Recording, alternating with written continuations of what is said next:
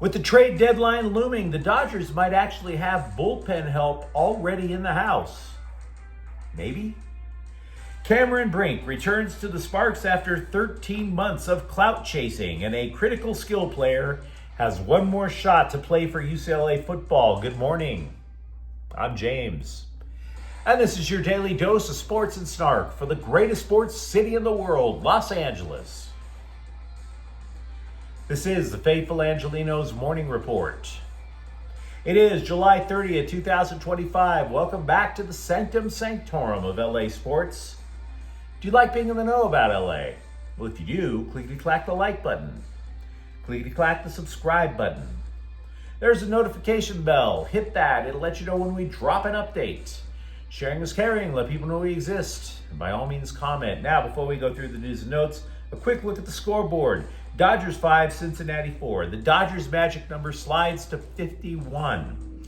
Meanwhile, Las Vegas 89, Sparks 74. The Sparks' 5-game winning streak is snapped.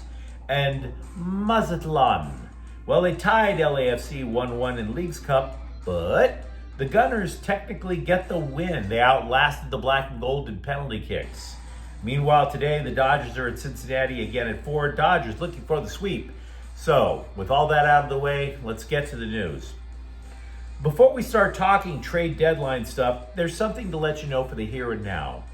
Hae-Seong Kim was sent to the injured list in order to make room for prospect Alex Freeland.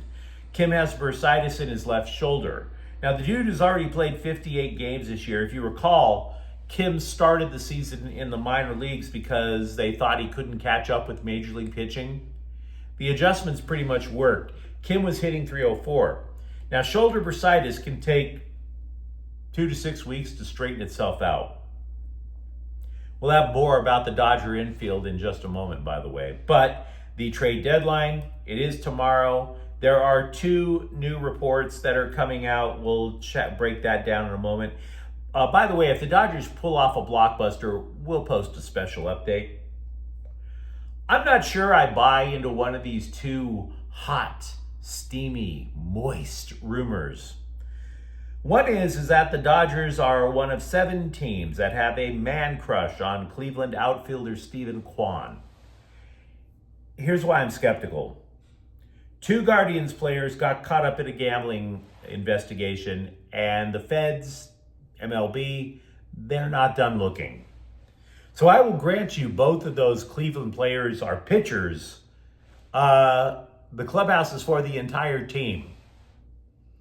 If you're a gambling addict, how much effort is it to really walk from one end of the clubhouse to the other when you're trying to tell somebody that my guy knows a guy, right? Let's not act like the Dodgers want to hire a private investigator for a 24-hour background check. There are other options to find somebody who's a little better than Michael Conforto, wouldn't you say? As for the second story, Cardinals closer Ryan Helsley has resigned himself to being traded out of St. Louis. Said he is 90% sure he is gonzo. And I will tell you, my dude, you are going to be so much happier out of the Somalia of the Midwest. Saint Loser Misery is a failed state. Get the hell out of that town as quick as you can. Now, the Dodgers are allegedly one of 6 teams that are in on the guy. Also, The Athletic is claiming the Dodgers have asked about Tampon Bay closer Pete Fairbanks. But all throughout the last month, we've been hearing about how the Dodgers don't want to push in all their chips on an elite closer. And it makes a lot of sense. The Dodgers spent a lot of effort in the offseason trying to build a bulletproof bullpen. And then they handed them all over to Mark Prior, who proceeded to sever all of their arms. My wife loves horror movies. She loves slasher movies. I don't know why she doesn't watch Dodger baseball, but there's another story for another time. The Athletic is hyping former Reds closer Alexis Diaz as someone in the Dodger bullpen now who is showing promise. To which I would say, maybe. Diaz stuck it to his old team with a booing fan base yesterday. 8 pitches to retire 4 Reds. The dude gets the W. Now, here's what happened. The Dodgers tried tinkering with his delivery before he reached LA. He was rehabbing in the minors. But nothing seemed to work until Diaz made an adjustment on his own.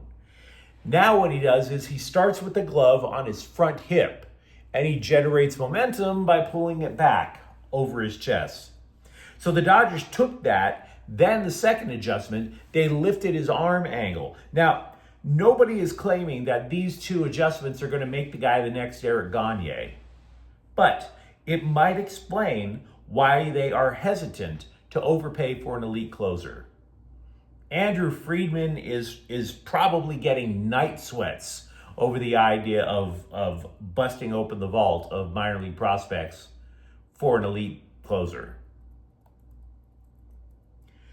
Max Muncy went hitless in his first rehab game for the Midwest Manure Pit, 0-for-3 with 2 strikeouts.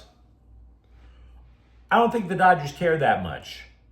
Considering he was supposed to be out at least 6 weeks with a bone bruise near his knee, the fact that he's in rehab at all in less than a month is pretty good news. He hasn't swung a bat in a month, guys. There's expected to be a little bit of rust, right?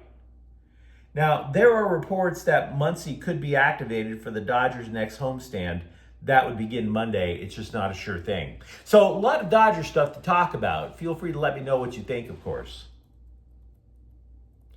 In her return from 13 months of knee rehab and flooding the social media zone with thirst trap pics, understand this. Anything that Cameron Brink did in her return to the Sparks last night was going to be treated the same way that parents treat their kids when they get a participation trophy. That's how the press, that's how the simps were going to react. Wow, you tried so hard the whole game. You're so amazing. Hey, everybody applaud for my mouth-breathing, nose-picking prodigy getting a participation trophy. But we do not do participation trophies here. The truth of the matter about Cameron Brink's performance last night is this. She wasn't amazing, but the Sparks didn't need amazing. She wasn't supposed to be amazing. She was on a minutes restriction, for example. This was all about Cameron Brink getting her feet back under her, right? 5 points on 1 of 3 shooting, not amazing. 3 rebounds and a blocked shot in 15 minutes, not amazing. Did she break a sweat and walk off the court under her own power? That's all the Sparks wanted for game 1. And that's fine. That's totally fine. There's no need for the press to blow it out of proportion. It was not amazeballs. They just wanted to make sure she could run a little bit.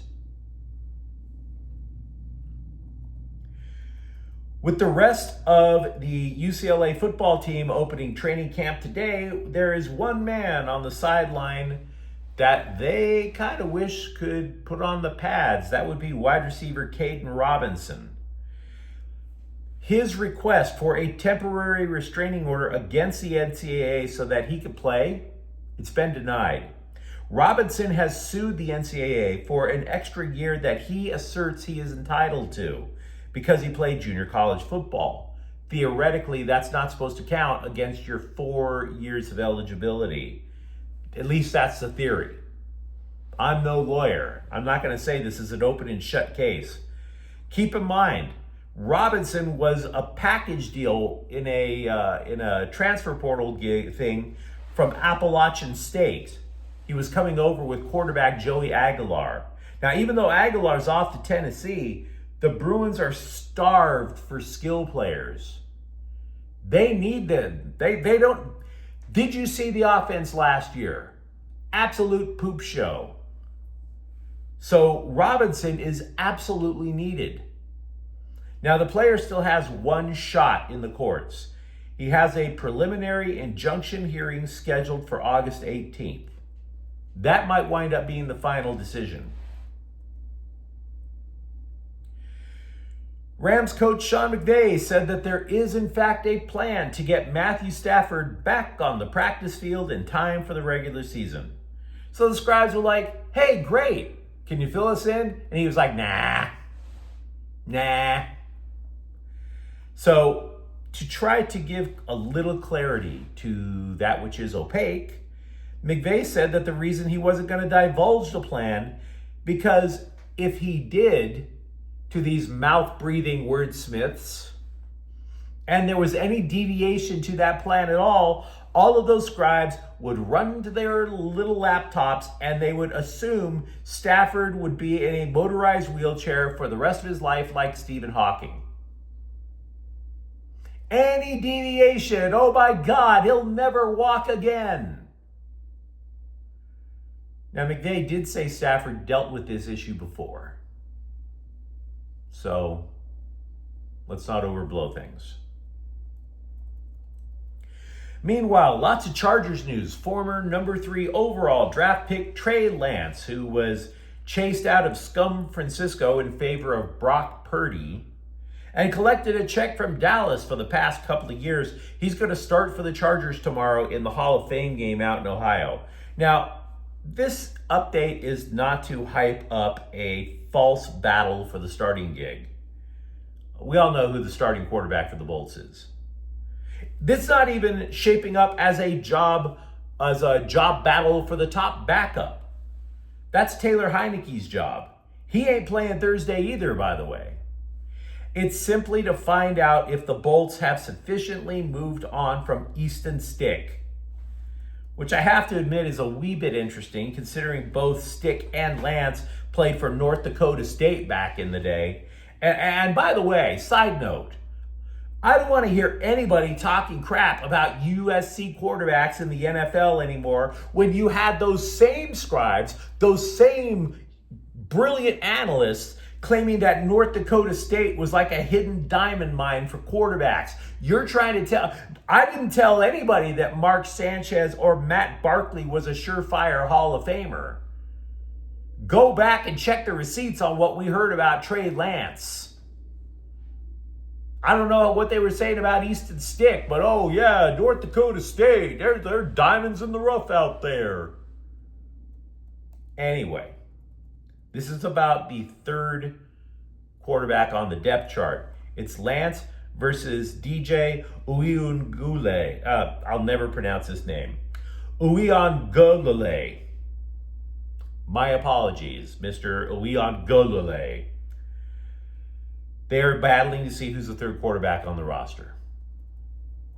By the way, Jim Harbaugh listed 16 starters who will not play Thursday. Don't expect to see, for example, Ladd McConkey, Quentin Johnston.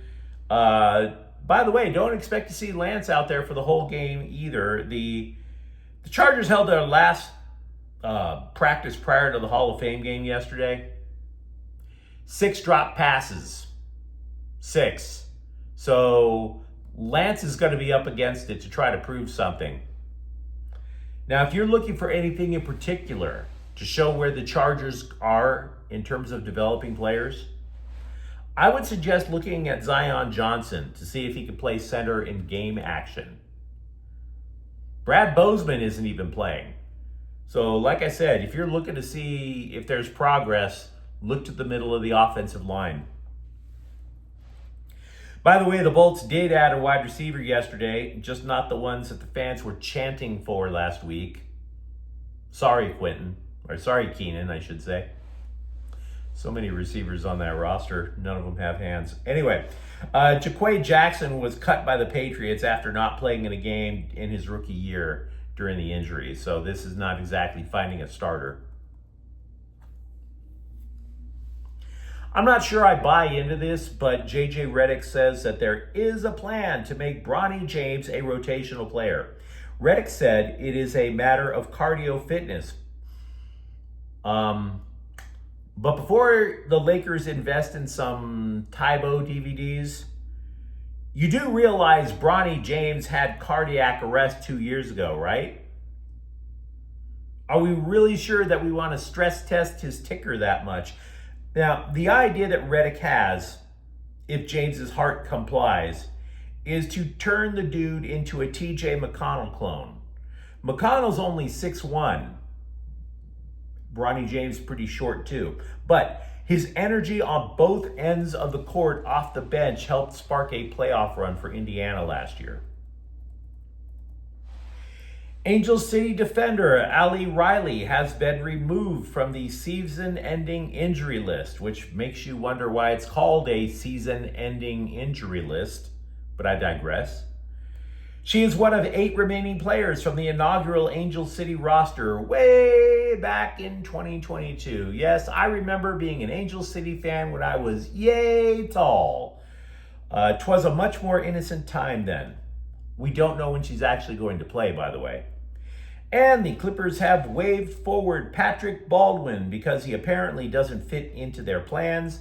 And by their plans, I mean he's younger than 60. But hey, let me know what you think in the comments thread.